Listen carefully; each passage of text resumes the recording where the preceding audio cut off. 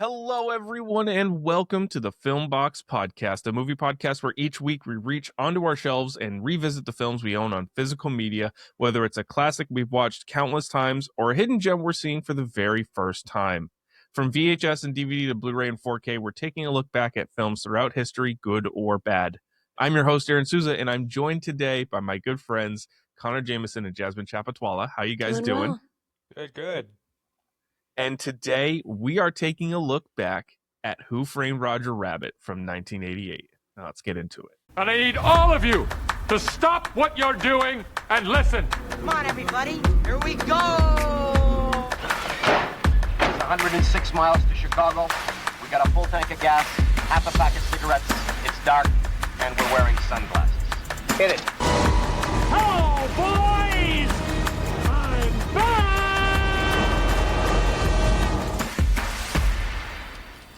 All right, Who Framed Roger Rabbit. I wanted to kind of talk about this because I was thinking about this before when I was prepping. I think this movie kind of came out in like the perfect time for something like this. You know, it's got this blend of public interest and it's got a great cast and crew behind it. If this movie comes out in 2026, is it a success at all? I mean, we're kind of going to find out. I mean, Coyote versus Acme is about to release, and it's a good call.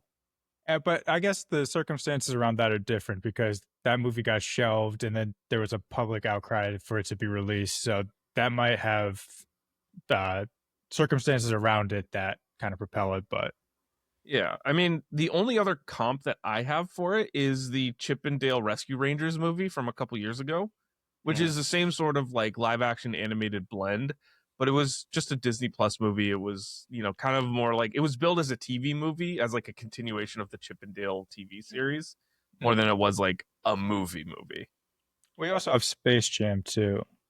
Oh, well, yeah, okay, fair.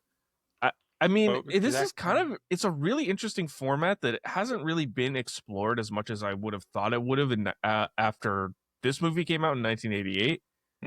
So it's really, it begs the question, like, I don't know. I don't know if this would actually be successful. Would it even be possible? Like with the Warner Brothers and Disney characters? Yeah. That's like a whole other level. Yeah, the fact that they got I mean, there's some background on this about like Zemeckis and Spielberg and, you know, all these guys like basically making deals with every major animated studio to be like, just let us put your stuff into our movie, which that would never happen today. No way. Disney would be like, I will not associate with anything Warner Brothers ever. Well, especially like with the type of stuff that's happening in this movie, I'm sure they're like, you cannot put Mickey Mouse in the movie about murders and affairs and stuff like that. They were much more freewheeling with kind of how they were using those properties in the late 80s versus now. Yeah. It's so much different. But now Winnie the Pooh could be a horror movie character. Well, yeah. And the Steamboat Willie, apparently. Yeah. They got the whole universe cooking. Okay, so Robert Zemeckis, I mentioned already, but I did want to talk about him out off the rip here. So he is, for basically his whole career, been at the forefront of like tech and innovation in movies, you know, Back to the Future and Romancing the Stone and movies like that, and then Forrest Gump with de-aging technology, and then even recently, like Here from a couple years ago, was like super innovative in how they were shooting single shot, single scene single location movies. Is this his coolest film? And I'm not saying best, but I'm saying, is this his coolest film? Maybe. I mean, you guys will have to speak to if the Back to the Future movies are cool, but yeah, I know you're not a fan. I mean, I think this is pretty cool. It is a really interesting idea. I kind of think it is cool. I don't really, I like Back to the Future. I don't think it's as cool as what he was able to accomplish with this movie. Which is really interesting. So we're going to dive into Who Framed Roger Rabbit. But before we do that, we got to talk about what we've been watching lately. So we're back to the three of us. So Jasmine, that means you're going to start. Sorry, my throat's just a little off today, but I managed. That's okay. It's a good thing that we have to talk on this That's podcast. what I was thinking. I've been like drinking a lot of okay. hot tea. Anyways, I watched The Housemaid since it's now streaming. Yeah. I'm going to take that as you didn't like it. Amanda Seyfried, incredible in that. There's like no reason for her to be that good in that movie. Then it ends with her being Batman. I don't get it. I finally saw The Drama.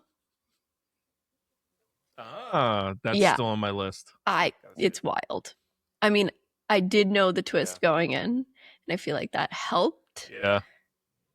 Unfortunately, I do as well, which kind of sucks. But to be honest, I do think it's almost necessary. Who Framed Roger Rabbit? And then I watched Lee Cronin's The Mummy. Oh, I've been hearing a lot of things about this. What are your thoughts on The Mummy? I'm not gonna lie, seeing the previews and stuff, I was like, this is just gonna be slop. And it's not. It's kind of an interesting mystery at times. It's definitely way too long. Like, it's 2 hours and 15 minutes. It doesn't need to be that long. But it's Lee Cronin, so he just did Evil Dead Rises. Kind of similar-ish in that way. This is like a lot of hard to watch horror, but like good. I like it. I liked it. Gross out. Lots of, not for the faint of heart, though, for sure. Yeah. Good to know. Yeah, because I've seen a lot of mixed feelings overall on it, so it's interesting. And what are you drinking? Just some water with lemon. Nice. All right, I'll go next. I've seen 5 movies since we last recorded. Started off with the movie that's been on my list for a while, and I've like started it and then stopped it and then started and stopped it. Sunshine from 2007, Danny Boyle's film, which feels for a lot of it very Project Hail Mary adjacent, and then really is not by the end of it. Could you imagine if it was though? That would be crazy. I thought it was fine. It just kind of exists, and it's fun. I just was like, well, this is. I like the first 3 quarters way better than the last quarter of the movie. Then I watched a movie called Defending Your Life from 1991. Meryl Streep and Albert Brooks, about a man who dies and is sent to like sort of the afterlife in between worlds, where he has to defend the decisions that he's made in his life to see if he's able to move to the next stage of the afterlife, or if he's going to get sent back to Earth to be reborn again. Kind of a romance film, kind of a fun little drama comedy. I really liked it. It's one of those like really low stakes sort of mid-budget rom-com dramas. It was fun. It was a lot of fun. And I always love the concept of the afterlife being like the setting of a movie.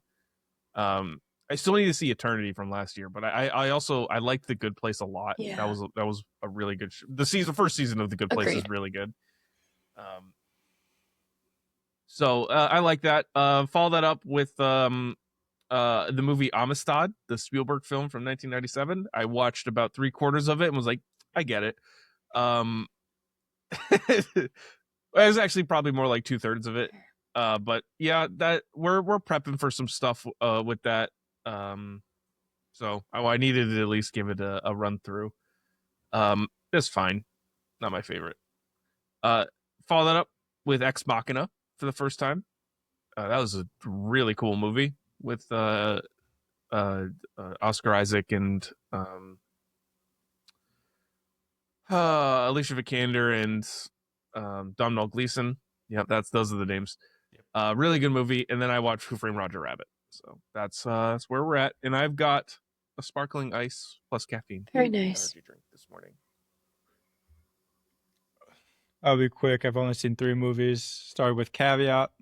It's a, I believe, Irish horror movie. One location. I saw people say, because there's a movie coming out called Hokum, that a lot of people said, like, if you like Hokum, you got to watch this movie Caveat. So I was like, let me just prep myself. It's pretty good.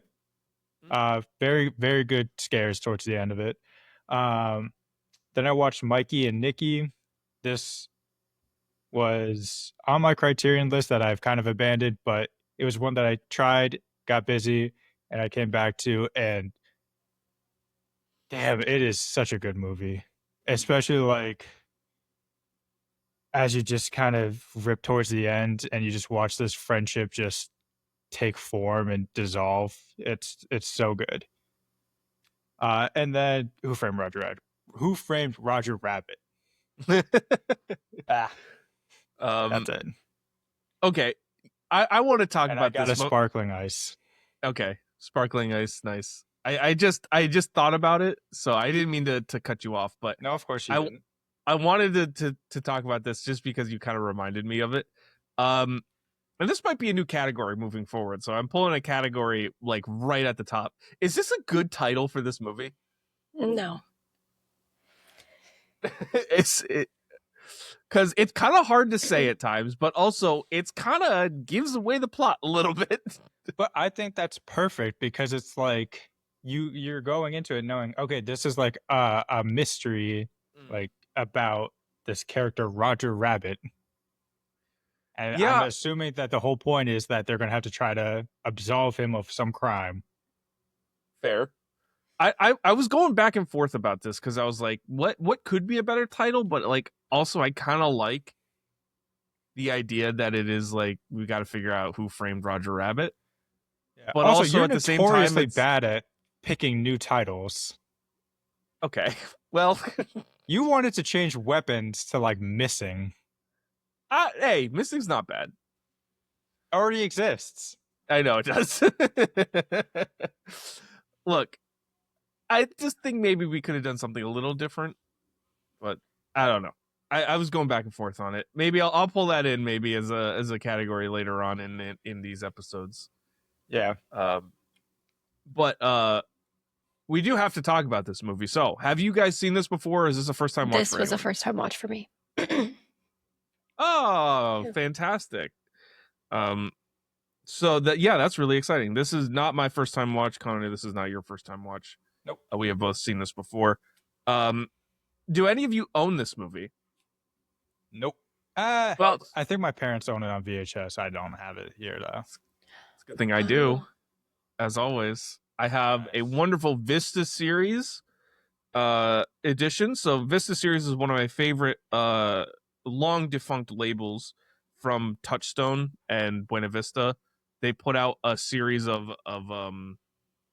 films, including Tombstone and some Shyamalan films and Who Framed Roger Rabbit in this collection called the Vista series, which came with a slipcover, really fun designed case here as well. It's got the movies look like film reels, which is really fun, and it's got little character cards as well. So we've got like a signed Who Framed or Roger Rabbit. We've got a signed Jessica Rabbit from Maroon Studios. It's fun. It's a fun little collection.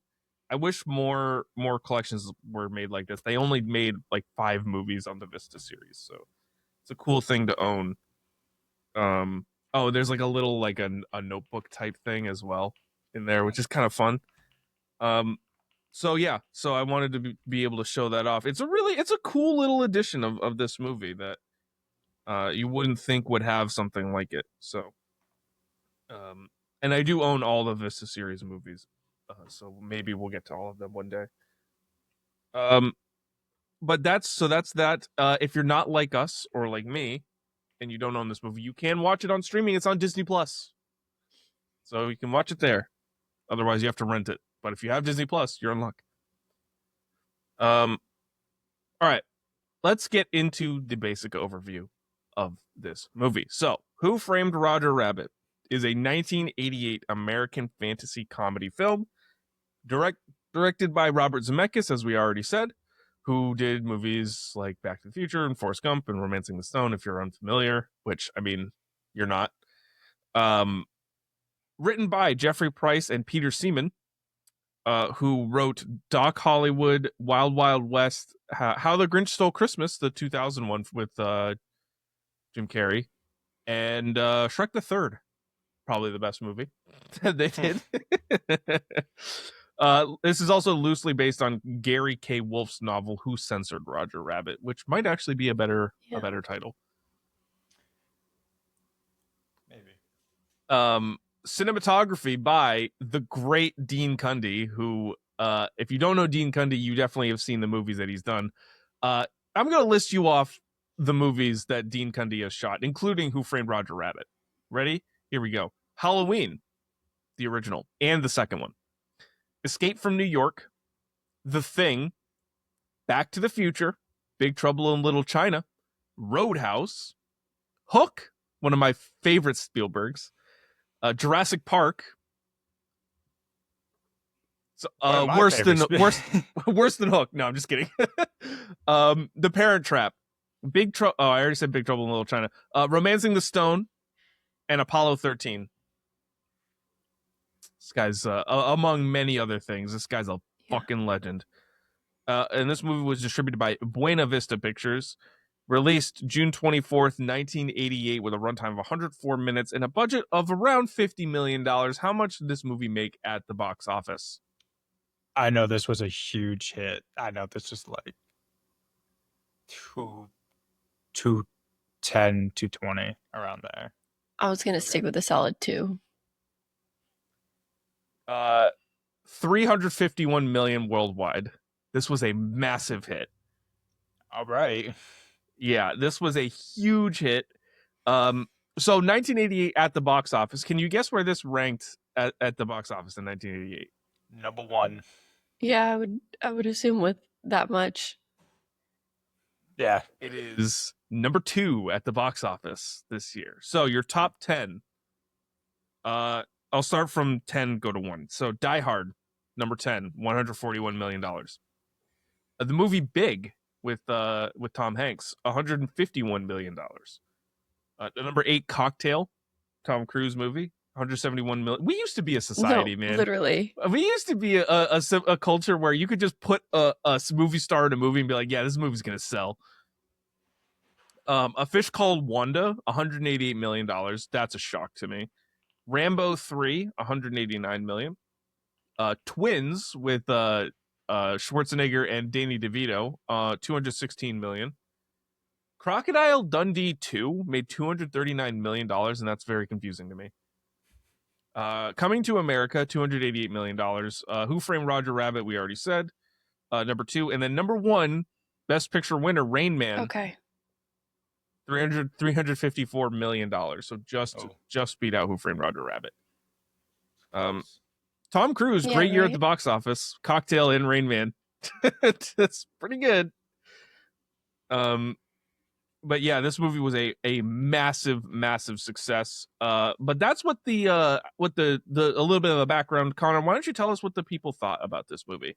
So this is a very well-loved movie, sitting at a 7.7 on IMDb, 96% with the critics, 85% with the audience. Wow. So it's a prestige movie, as everyone believes. Mm-hmm. And don't take my word for it. Let's take Big Raj's word for it. Yeah, Raj is back. Oh, yeah. Gave it 4 out of 4.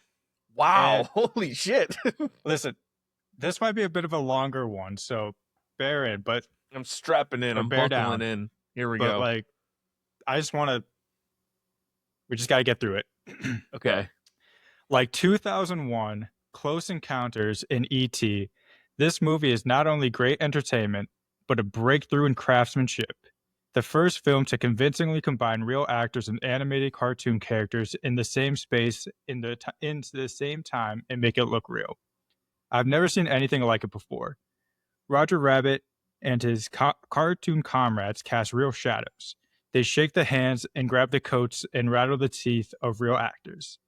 They change size and dimensions and perspective as they move through a scene, and the camera isn't locked down in one place to make it easy either.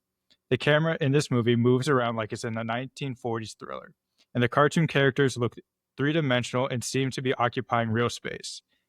In a way, what you feel when you see a movie like this is more than appreciation. It's gratitude. You know how easy it is to make dumb, no-brainer action movies, and how incredibly hard it is to make a movie like this, where every minute of screen time can take days or weeks of work by the animators. You're glad they went to the trouble. And now we just want to do it Yeah, with right. AI. Yeah.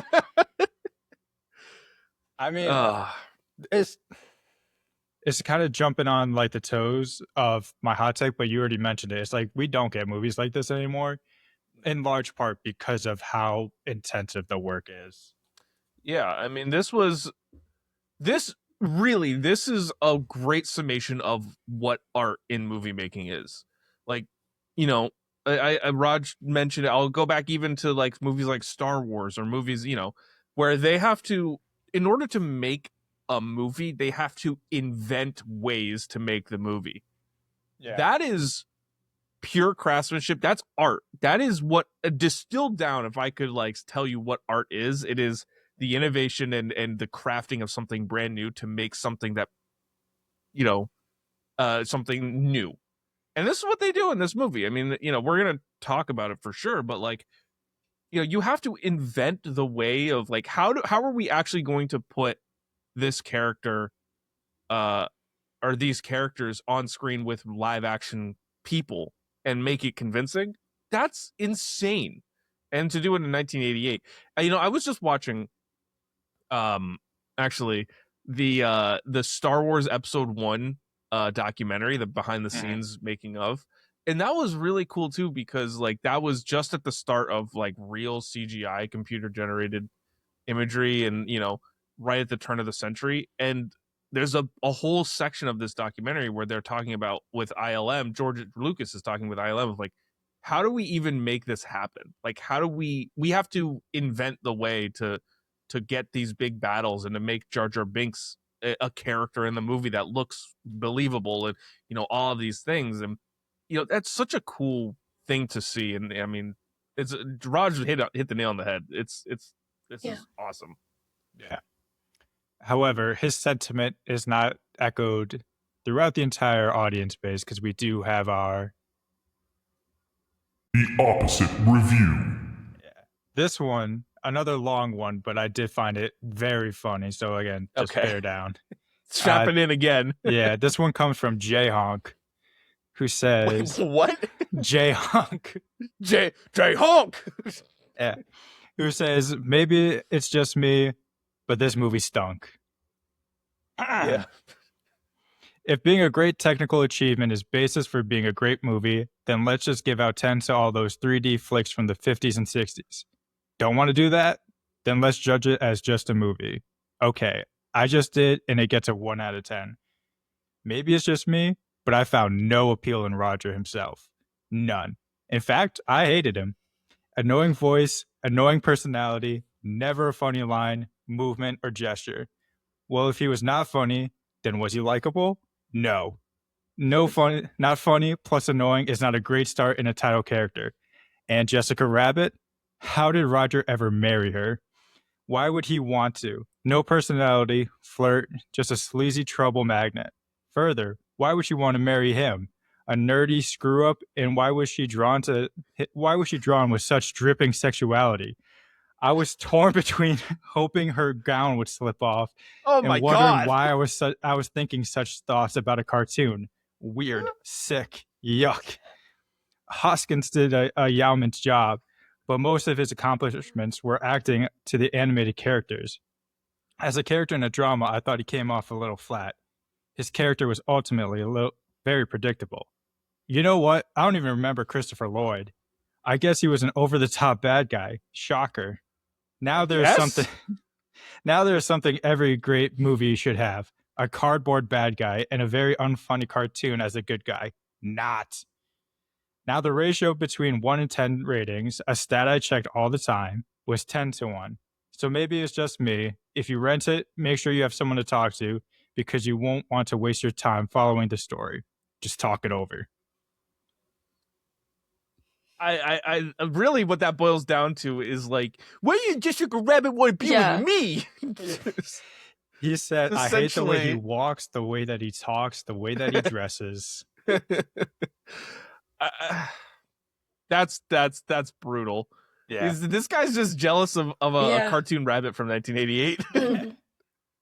Well, also, that's a lot of complicated feelings to talk through in a review. That guy had a lot of real complicated internal thoughts. I know that I was just gonna say there's a lot of stuff that you can internalize and not publicize. I was thinking the same thing. Yeah. And also just like the obsession with Jessica Rabbit in that review, like you completely lack media literacy if you misunderstand the character like to that extreme. Yeah. It's literally every noir blonde like bombshell noir leading lady. But just animated. Yeah. Yeah. But no, Roger has no sex appeal, so yeah. But it explains it. It explains why they're together. At the end of the movie, they say it. Oh, that was brutal. That guy, what was his name again? J-Honk. J-Honk needs to go to therapy. Yeah. Yeah. All right, Connor, why don't you bring us through this movie and we'll dive into our review. Yep.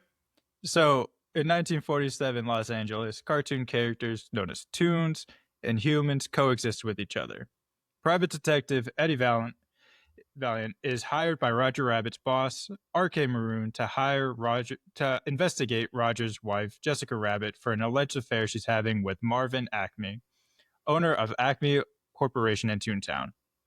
After revealing the affair, Marvin is found dead, with Roger being the main suspect. Eddie meets Judge Doom, the judge of Toontown, who says he will execute Roger using a special chemical mix called the Dip. Roger's co-star indicates that Marvin's will leaves Toontown to the Toons and is likely the motivation for his death, and Roger is innocent. Roger flees to Eddie and begs for his help proving his innocence, which he agrees to, even though he is anti-Toon after his brother was killed by one dropping a piano on his head. Eddie's girlfriend Dolores reveals that Cloverfield Industries bought the city's railway systems and will buy a Toontown if the will is not found. Cloverleaf also bought Maroon's studio, but when Eddie confronts him about it, Maroon is killed. He sees Jessica fleeing, but she saves him from Doom shooting him, who reveals he also killed Maroon and Acme. She says Acme left her his will, but it was blank. Doom captures the two of them and reveals he owns Cloverleaf and wants to erase Toontown with the Dip so he can input a highway. Roger emerges to try to save them, leading to a fight which reveals Doom is actually a disguised Toon, the one who killed Eddie's brother. Eddie kills Judge Doom with his own Dip. Eddie realizes Acme used invisible ink for his will, and the will proves that the town does belong to the Toons. Regaining his sense of humor, the movie ends as Roger, Jessica, Eddie, and Dolores enter Toontown with all the other Toons. The end. All right. Let's talk about what worked. Jasmine, I'll start with you. What is something that really worked for you with I mean, right off the bat, we heard about it in the Roger Ebert review as well, but the animation, we talked about the shadows and everything. For me, the most like impressive is the eye lines. Like when they're talking to each other, they're literally looking each other in the eyes. And something like Space Jam, I feel like it's so obvious that there's just a slight disconnect that makes this all that much more impressive. It's also like an insane concept. Like, and I just love a crazy concept that can be executed well. But the idea of like golden age cartoons just existing in this world with like the old Hollywood vibe, it is perfect. It's the fantastic. World, I absolutely loved like, it. They world build so quickly and so easily, especially when he's just walking through the back lot. Like you can understand everything about the way that this, operates. I thought that was awesome. That was Yeah, I mean, it really starts with that Yeah. first scene, right? Like that opening scene with the actual cartoon, and then they cut to like, oh, Yep. we're on a film set, we're on a TV studio set, and these people interact with the tunes, and they're all intermingling, and then like that's it. Yeah. That's all you need is like, I know what this is, I know what this thing is. What if they were actually together in real life? And it's a great concept. It's such a unique thing. And to your point about the animation too, one of the things that, if you look really carefully, yes, you can see some seams. Obviously, 1988, it's not perfect. But the thing that impressed me the most too was how they made the live action actually like physically interacting with the cartoons. Things like Bob Hoskins holding the animated gun, or the Roger and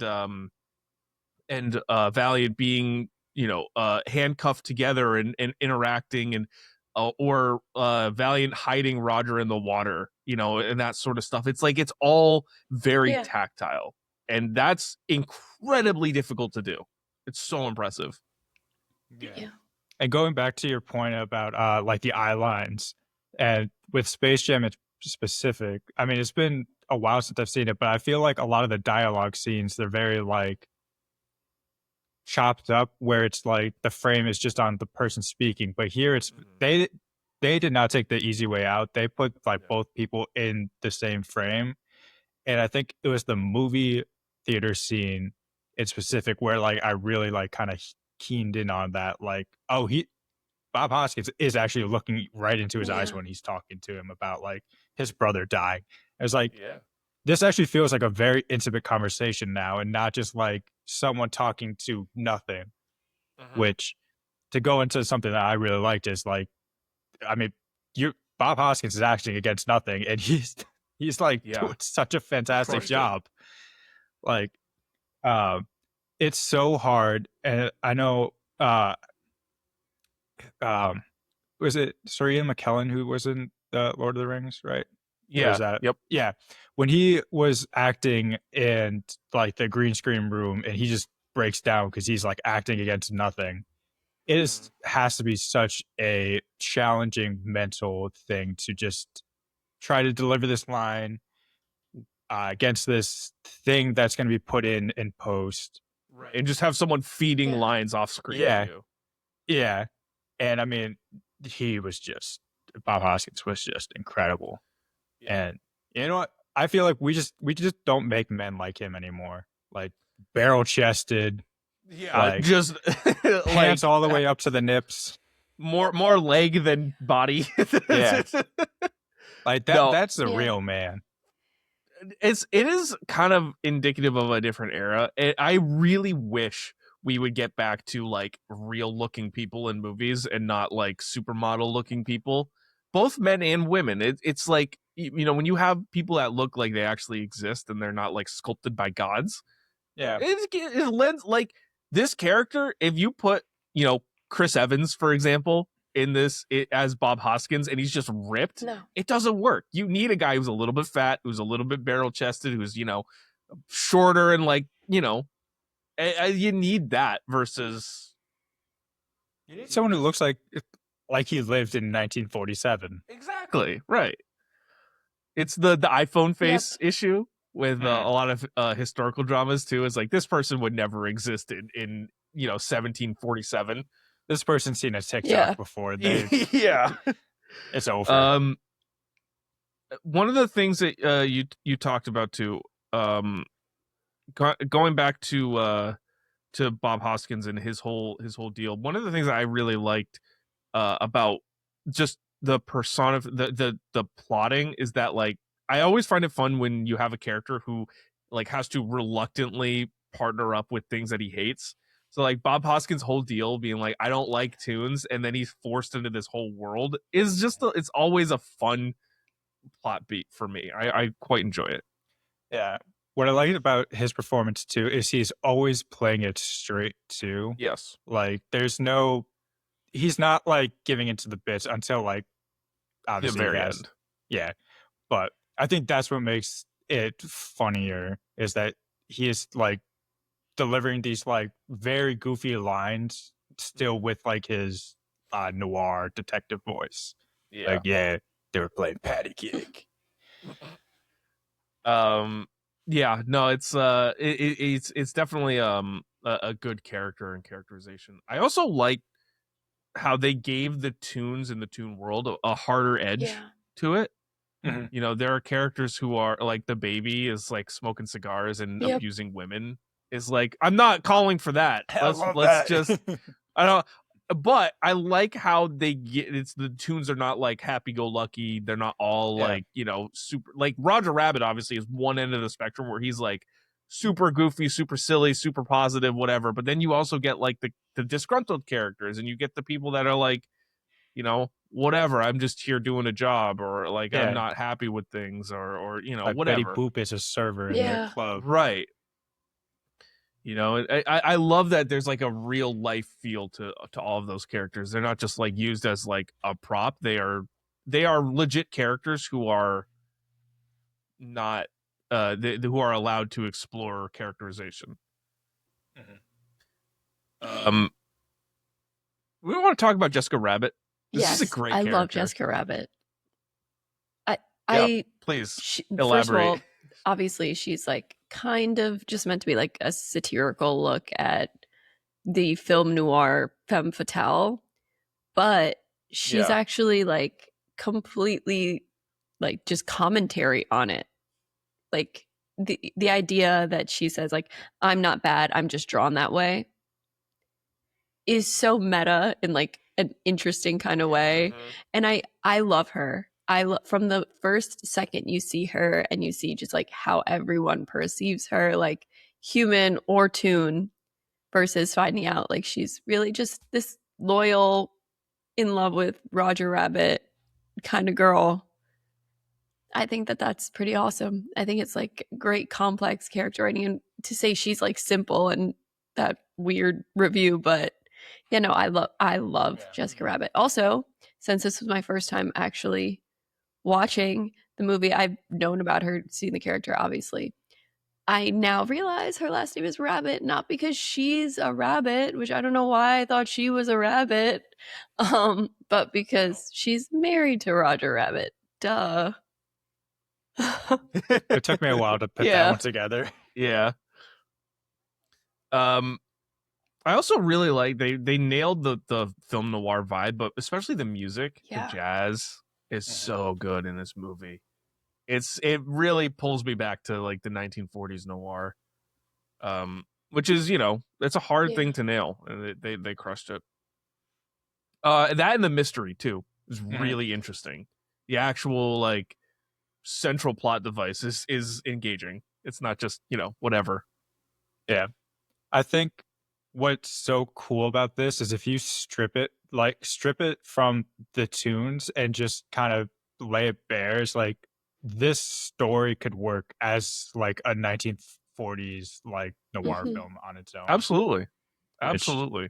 I think works that it helps it work on its own, that it's like a good story on top of like funny with like all these cartoons just kind of doing their thing. It's the same thing that we talked about last week with The Nice Guys. You know, it's taking a movie, an actual plot for a movie, and making it funny or silly, or you know, incorporating these elements to it, instead of going the other way around where you have these things that you need to put into a movie and then crafting things around it. You know, when you do it one way, it works. When you do it another way, it's a disaster. I also a couple of things that I want to touch on too. I mentioned, you know, kind of how the characterization of the tunes and stuff like that, but I just wanted to expand that. Like, all of the characters, both toon and human, are unique and they feel very unique. They might be tropey, yes. Most of the characters are playing on a trope, but they're all unique. Everyone has their own personality and their own thing that they got going on, and it makes the world feel like actually real and alive, and not like super one note, because they're all kind of unique. I also really love the practical sets and the set design here. I think, you know, you talked about the Ian McKellen stuff with when he was making The Hobbit. versus something like this. It helps when you have a real set and a real stage to work on versus, you know, being in a full green screen room, which is, you know, awful. When you're like, to your point earlier about the movie theater scene, when you're actually sitting in a movie theater and you can look over at the seat next to you and you can, you know, idealize what that eye line would be like when you're acting, and then you put it on screen and it's like, oh well, it feels natural. It's because, you know, you have the real life layer to it as well, and that's really important. So I love the work that they did to actually make these sets. It looked really great. What else did you want to talk about for what worked? I think Eddie has a great arc. Yeah. From obviously we mentioned I that, agree. but I think that's like Yeah. kind of, it's very sweet. And I think that to watch him just slowly, you know, deal with his trauma and all these heavy themes, it's pretty awesome. Yeah. I agree. Oh, go ahead. No, I was just gonna say, I mean, obviously the movie theater scene does give that moment more depth, but when they first say like, "Oh yeah, Toon killed his brother," dropped a piano on his head, burst Yeah. out laughing. Fair That's enough. really funny. It's just so funny. Just imagining like Daffy Duck just dropping a piano on like a human. It is funny, but then like when he's actually like painting the picture of what happened, it's like, okay, Yeah. That sucks. that does kind of suck. Yeah. Yeah, there's some pretty solid humor in this. To elaborate on that a little bit. Yeah, it's one of the we talk about it a lot with like kind of, I wouldn't say this is a movie for kids, but it's like a movie that kids can watch. But like it works for both kind of like age demographics. Like Yeah. there's jokes for adults and there's jokes for kids. Yep. I like the cameos that they had from the actual like known cartoon characters. They all hit for me. There was not a bad one in the movie. The Mickey and Bugs Bunny one during the skydiving was really funny. The dueling ducks was really good. Like they really nailed it. And the last thing I wanted to talk about is Christopher Lloyd. I thought he was made a good villain. I was quite impressed. Yeah, he has a good motivation too. I mean, capitalism. Yeah. Yeah, Why not? it works. It works. It's a lot.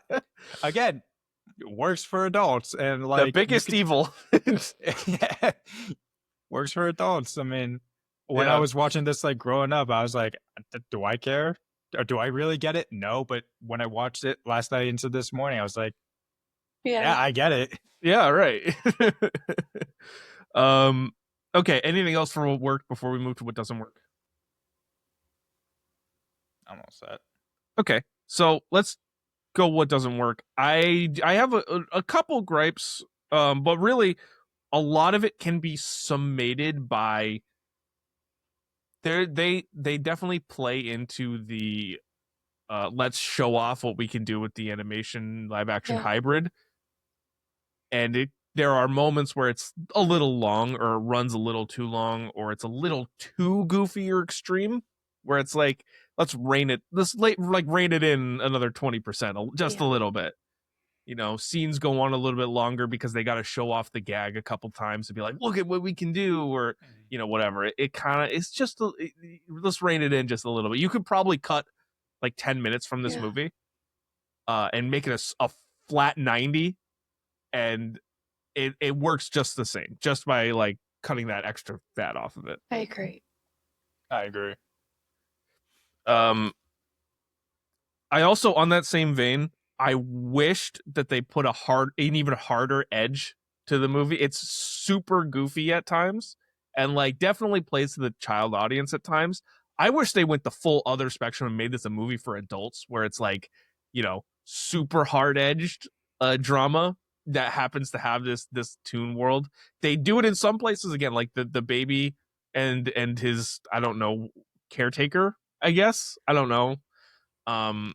You know, give me more of like that kind of edge to it versus the real goofy Roger Rabbit stuff. I do also want to jump in there. Yeah. I hate to say it. I kind of agree with J Hunk on this one. I Roger Rabbit, very annoying for I He's a bit agree. much. He's a bit I much. agree. I did not like him. It was just too much. Yeah. It maybe it's just like the voice was grating. But just he was always throwing like his volume was always at an 11 when I just needed it to be at like a 5. Yeah. I agree. Yeah. No, it was a lot at times. I also never a fan of the adult baby gag. Oh, really? I thought it was fun. I never like it. Interesting. Fair. Yeah, I mean, for some people it hits, for some people it doesn't, I guess. Yeah. As a Boss Baby's #1 fan, I do not like it. Fair. Jasmine, what about you? That I think that sometimes the tonal shifts are just so extreme that it like half takes me out. Just because they're dealing with literally like alcoholism and murder. And then there's like cartoon slapstick, which like together they blend for the most part. But I think there's times when I'm like that movie theater scene specifically when he's telling him about his brother, and it's Roger Rabbit, who's already annoying and everything too. And I'm like, this is it's just a little much. Yeah. Down a notch. Yeah. Yeah, I mean, it's all that. I think, again, it benefits if you give the movie that harder, even harder edge. Like, even the stuff with the patty cake scene, I mean, I'm going to kind of talk about it a couple times, but, like, I know what your category is it's going a to be. little goofy. It's a little goofy. One big thing for me, and I'll get into it a little bit deeper, but, like, I watched this movie and all I can imagine is like someone like Jack Nicholson or Al Pacino in the main role, and it's just a little bit. This movie's a little bit worse because I want them in the Bob Hoskins role. Nothing against Bob Hoskins, nothing against the man, but if you put Jack in this movie, I mean, come on. Listen, comparison is a thief of joy. You did that to yourself. I did a little bit, but again, I'm gonna get into that. But that, and then for me, the actual mystery of it all kind of resolves itself. It kind of just is like so tangential to what the characters are doing for the most part. So I had this thought when you brought up like, should this be renamed? They never like really framed Roger Rabbit. It's kind of like, the whole plot doesn't revolve around like absolving his name, because like it's kind of just dunks halfway through it, like with Judge Doom. He's kind of just running away and they're like, I killed them. Yeah. Nate's just not like that. Yeah, Nate's mad about it too. He's like, no, I love that part. But no, it's just like the whole like mystery of like who killed these people it's resolved kind of like with a whisper. Yeah. It is maybe like, who tried to kill Roger Rabbit, or I don't know, even like freeing Roger Rabbit. Yeah. Or just who's Roger Rabbit? It's just him on the cover just like thinking. It's like, who am I? Anything else that didn't work that you guys wanted to touch on? We basically covered everything for me. Okay.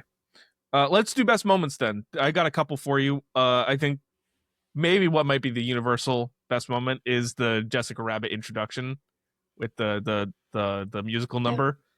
Incredible. I also had Roger Rabbit and Valiant meet again in his office, and trying to hide Roger, and that sort of like just very fun. Valiant breaking into the studio and confronting RK Maroon, and the ensuing chase into Toontown, I thought was interesting. And then the ending at the Acme studio or Acme factory. But any other nominees? I mean, I love the ending at the Acme factory, specifically two parts of it. One, when Bob Hoskins starts doing the dance. It's so fun. It's so good. I'm like, oh, come on. This is just silly, goofy. We're leaning full into it. And also when Judge Doom like gets back up after being flattened.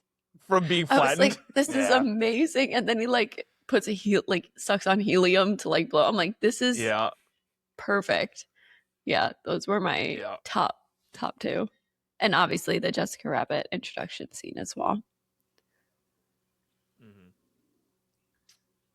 I also wanted to point out that the first time that Eddie smiles in this movie is when he takes out his gun, the cartoon gun. That's funny. Yeah. I do want to shout out the movie theater scene too. I didn't have that in mind, but that was an important one. Yeah. Also, I don't know when he's in Toontown. Yes. I don't know if we talked. Yep. Almost wish that there was more of this movie in Toontown. Yeah, I can see why they didn't though, because that was extremely difficult. Yeah. And there were moments where I was like, yeah, he's definitely in a green screen right now. It doesn't look great, but those were a lot of fun. I had a hard time coming up with particular moments because like I found myself gravitating to like the small moments, the like more film noir reminiscent moments of like characters interacting, and when Jessica Rabbit comes to his office, for example, is a really cool moment, but it's like a 30-second scene and I can't really put that in best moments, but those were the moments that I found myself gravitating to. See, I put moments like that because like I think that the patty cake reveal scene that's a good one too. It's funny and it's like you know what, again, you translate this to like a real noir film and it's like, okay, yeah, his wife's cheating on him, but like the fact that she's actually just playing patty cake, but they're talking about it as if it's like a real serious thing that happens to men. Like, it happens, a lot of guys' wives play patty cake with other men. Yeah. That is a good one too. All right, what is the definitive best moment? Yeah, I mean, you already said it. The Jessica Rabbit scene. Yeah, it's got to be. Okay, Connor, it's your choice category. So I could take the big one off the board, but I'm not going to do it. What I'm going to do is I'm going to do the spin-off. Ooh. And I want to see, I might be skirting the rules a bit, but I want to see a nice weekly TV show just about the Valiant brothers. Just solving toon crimes every week. Yes. I love that. Yeah. That's great. I would like a serial, like a weekly. Oh yeah. Yeah. Just like, Tweety's missing and they have to find him, and it turns out he's just like, I don't even know, he just flew away. Yeah. That's good stuff. But they suspect it's Sylvester. Yeah. That's good stuff. I like that. Almost like a Murder, She Wrote type of deal, but except basically. It's the Valiant brothers, and then you get a crossover with the Nice Guys. Exactly, Nice Guys for Toontown. Like that. It would somehow work. Who Framed the Nice Guys? There we go. Yeah, Hallmark's just drunk as hell, flirting with Betty Boop. Oh God, that would be a great crossover. Yeah. Okay, let's talk about the Oscars. This movie was nominated for 7 Oscars, winning 4, including a Special Achievement Oscar, which is really fun. So this was nominated for Best Art Direction, Best Cinematography, Best Film Editing, Best Sound and Best Sound Effects Editing, Best Visual Effects, and obviously Special Achievement, and won Best Film Editing, Best Sound Effects Editing, and Best Visual Effects, along with that Special Achievement Oscar. How do we feel about it? I agree. I mean, I think maybe the only thing I could see, maybe art direction or cinematography, but I think they kind of nailed the ones they got. Yeah, I mean, I think they definitely you weren't gonna beat. I mean, Dean Cundy for cinematography is a great pull, but I mean, Mississippi Burning won that year. We already did a review on that. That movie's fucking gorgeous. You're not beating that movie. I think you need to find a space for Robert Zemeckis in Best Director. this is a really hard year. It's Barry Levinson wins for Rain Man, and then Charles Crichton for A Fish Called Wanda, Martin Scorsese for Last Temptation, Alan Parker for Mississippi Burning, and Mike Nichols for Working Girl. That's really hard, but I think if you were to move anything around, you move Charles Crichton out and put in Robert Zemeckis for this movie. I don't know. Yeah, it's difficult.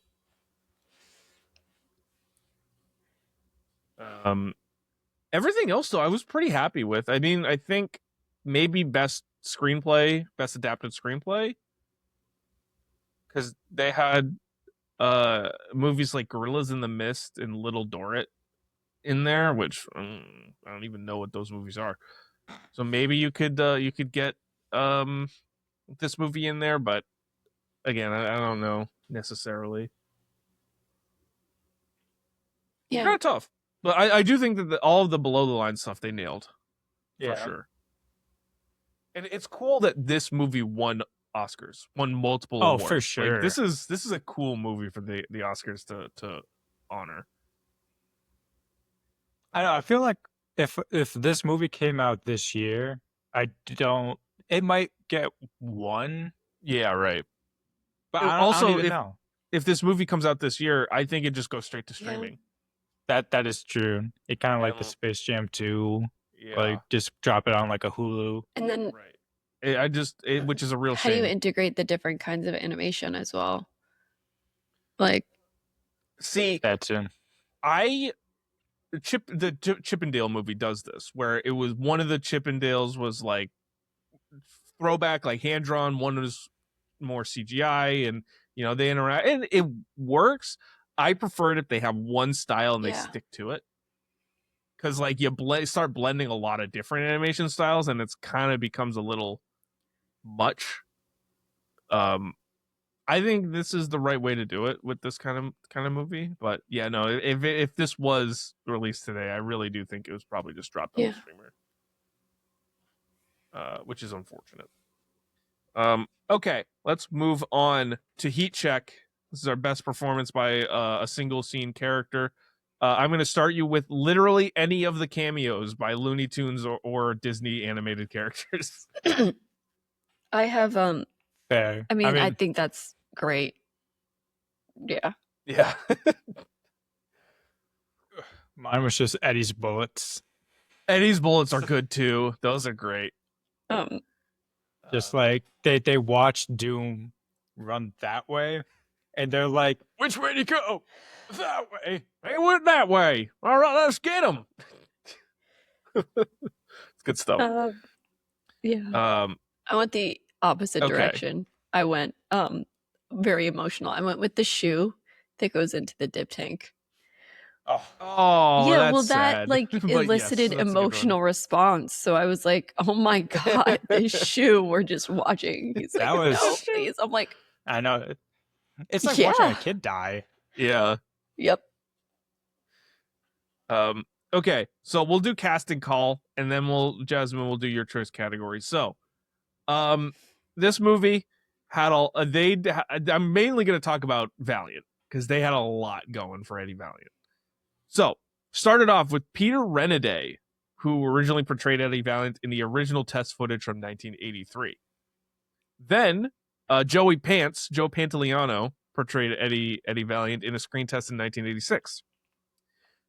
Steven Spielberg's original choice for Eddie Valiant, Harrison Ford, but his price was too high. They couldn't He wasn't get him. gonna do that.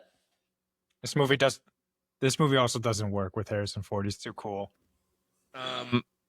The second choice, which would have been a travesty, was Chevy Chase. Yeah, That no. would have been a disaster. Eddie Murphy turned down the role because he misunderstood what the tune concept of, and he said he later regretted it and was like, this is so fucking cool, and I would have done it. That I would wouldn't have have been mad been at funny. that. That would have been awesome. Bill Murray was also considered for the role, but due to his idiosyncratic method of receiving offers, Murray missed out on it. I don't know what that means, but that was in the research. Is it just like roulette? That his agent just spins around like a big, Yeah, right. like all his envelopes of offers. He just picks one. It's like, guess I'm doing Scrooge this year. And then here's a list of people that were also considered for the role of Eddie Valiant: Robin Williams, Robert Redford, Jack Nicholson, actually considered, Paul Newman, Don't tell me that. Sylvester Stallone, Edward James Olmos, Wallace Shawn, Ed Harris, Charles Grodin, and Don Lane, all considered for the role.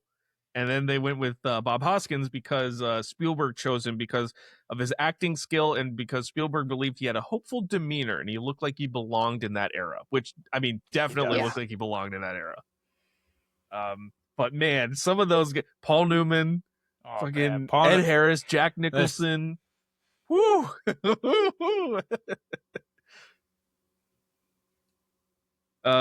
So that was some of the casting changes here, or what could have been. Jasmine, let's do your choice category. Okay. Mine is a little basic, but it's fine. It's what happens the next day. Because I think at this point, like, Eddie just full on moves to Toontown and like lives amongst only cartoons.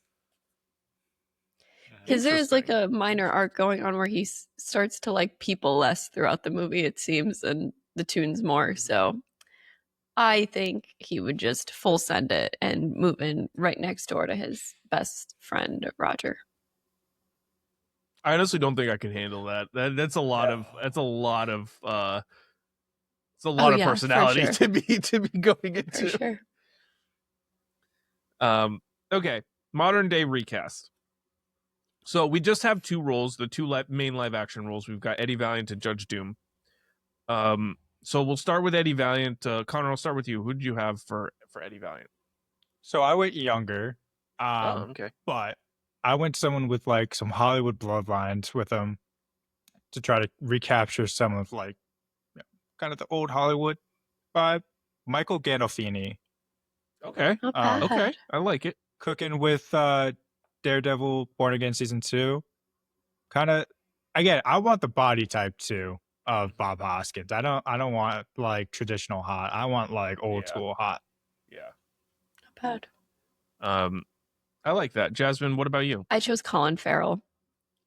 I feel like he could do it. He's done True Detective, and I didn't like his season, and we got to give him another detective role because he also did the remake of Minority. Oh no, he was in the original Minority Report. He needs to. He needs to. He was in the reboot of RoboCop, right? Was that it? Yeah. Yeah. That's the one you're thinking of. No, Total Recall. No, which one was it? Was it? Colin Farrell. Oh, now no. I need to look it up. What was he?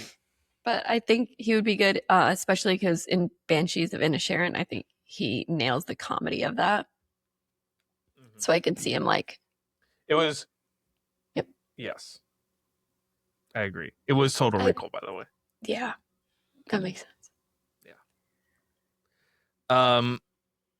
I had 3 choices, and it's all the modern day version of well, for one of them that matters.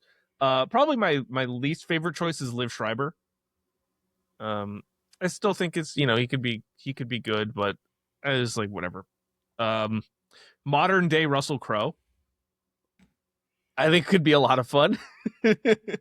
Just riding around on his scooter. Yeah. And then my favorite pick was ultimately Clancy Brown, podcast favorite, but I don't know, just got that again. I'm like diving into I want the harder edge to the whole movie. Clancy Brown, I think, could do it pretty well. All right, Judge Doom, Jasmine, I'll start with you. Giancarlo Esposito. Yeah, I think he would be it's a good pick. Great. I was just picturing the glasses, and I was like, he would rock that. Yeah, that's a good choice. Connor? Nicolas Cage. Yeah, he was on my list. He was Great on my choice. list. Yeah. I almost picked him as Eddie, but then I was like, let me flip this. I think he was on my Eddie short list. So, I Like a had director. Yeah, right. I had Willem Dafoe. Not bad. It's one of my guys, man. I love putting Willem Dafoe in movies, I guess. But I don't know, I think it'd be a lot of fun. It's like he can definitely be goofy, so he can play into that goofy nature. Okay. It's time for my choice category. I went with for the second week in a row the erotic thriller effect. Does this movie need a sex scene? I knew you were gonna do that, you pervert. I'm finding things out about myself that I don't know if I want to.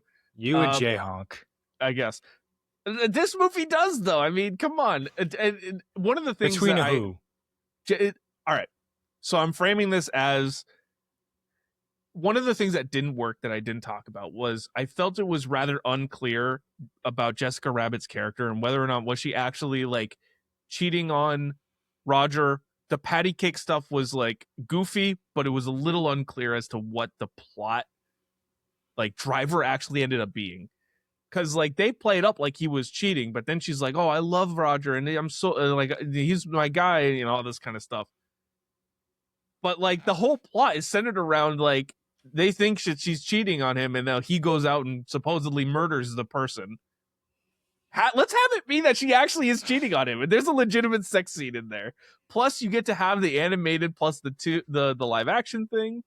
It's kind of cool. I think it could be, it could make it work.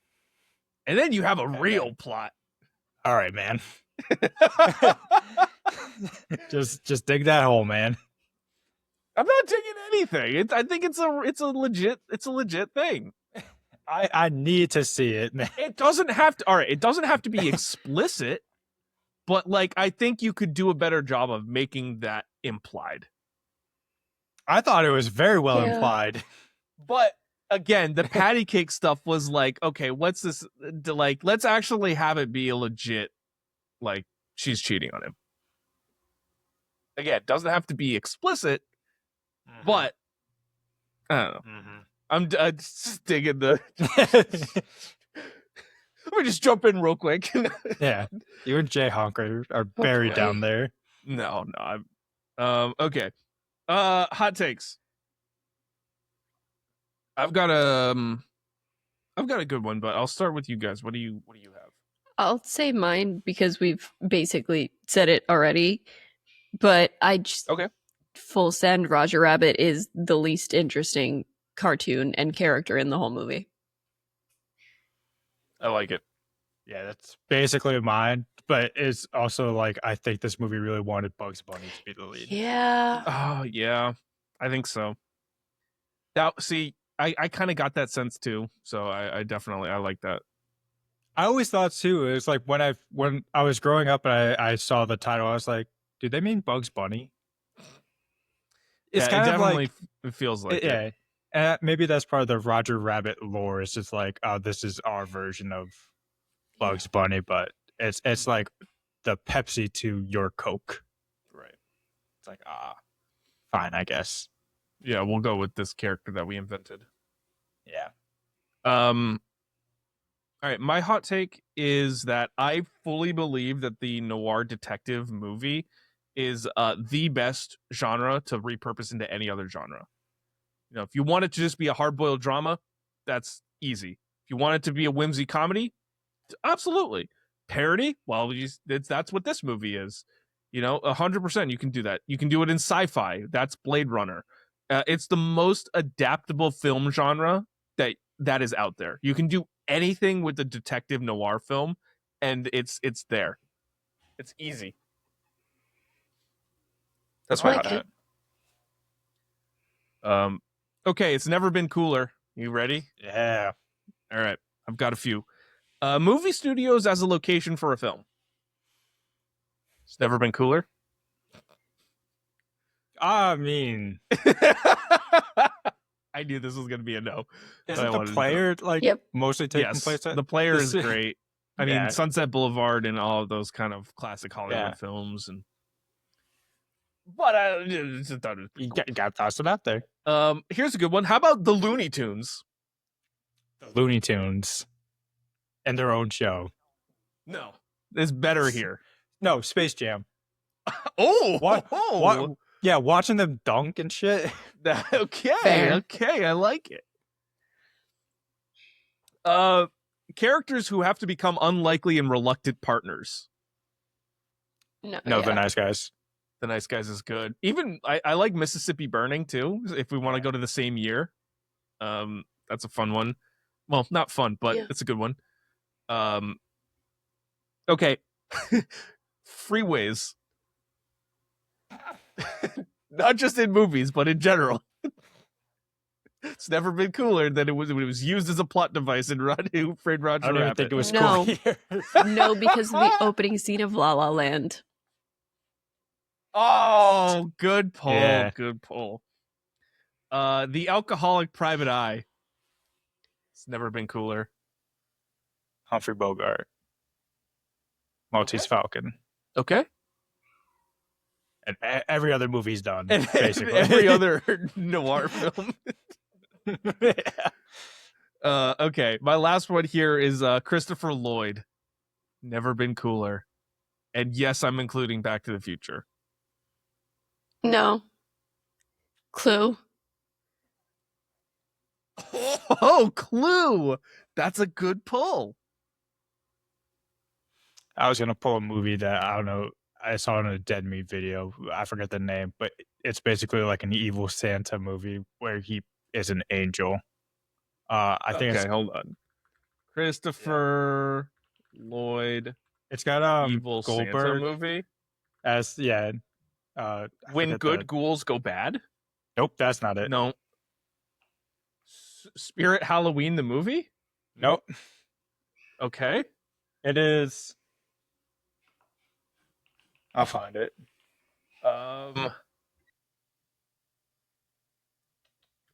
Christopher Lloyd.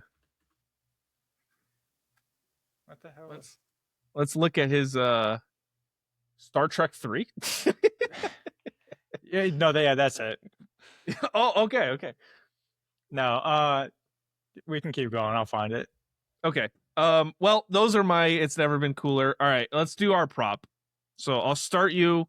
I want the cartoon revolver. I think that's a really cool prop. With Good the pull. bullets. All the Yeah. cowboy bullets. It's just a lot of fun. I would love to have that hanging up on my wall. I like the big magnet.